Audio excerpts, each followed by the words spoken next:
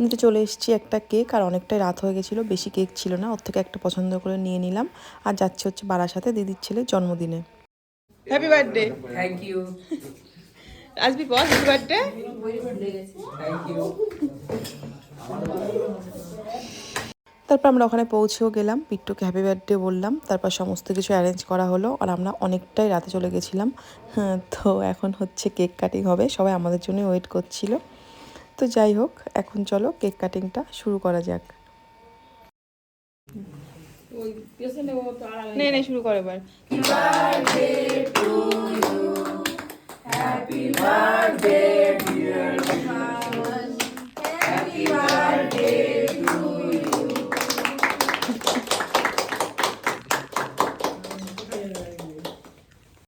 তো cake cutting হয়ে গেল, আর দিদির ছেলে কিন্তু ফার্স্টে দিদিকে কেক খাওয়াতে গেল। দিদি কিন্তু কেঁদে ফেলেছে, কারণ কি হচ্ছে আমার জামাইবাবু নেই, সেই কারণেও একটু ইমোশনাল হয়ে গিয়েছে।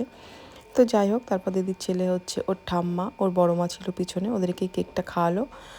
যাই হোক, এখন হচ্ছে আনন্দের মধ্যে একটু সবাই ইমোশনাল হয়ে গেছিলো।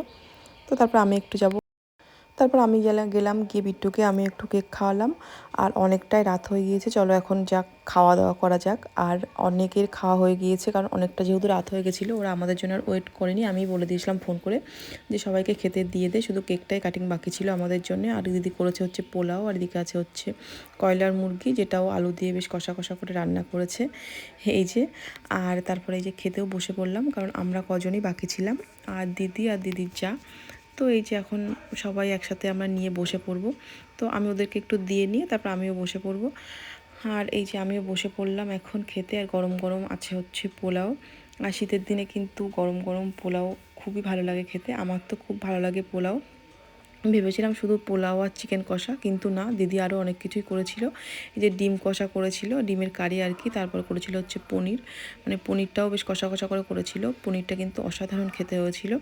আর তারপরে কিন্তু চলে এসছে এই যে একদম লাল লাল কষা কষা আলু দিয়ে কয়লার মাংস, যেটাও কিন্তু খেতে অসাধারণ হয়েছিল। সবথেকে ভালো লেগেছে আমার কাছে পনিরটা।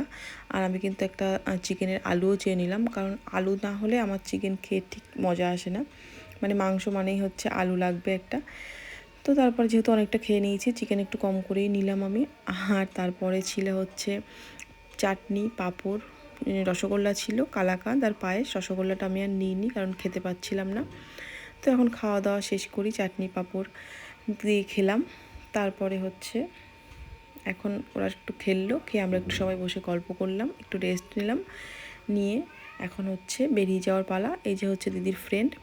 তো বাই বাই করে সবাইকে আমরা এখন বাড়ির দিকে রওনা দেব।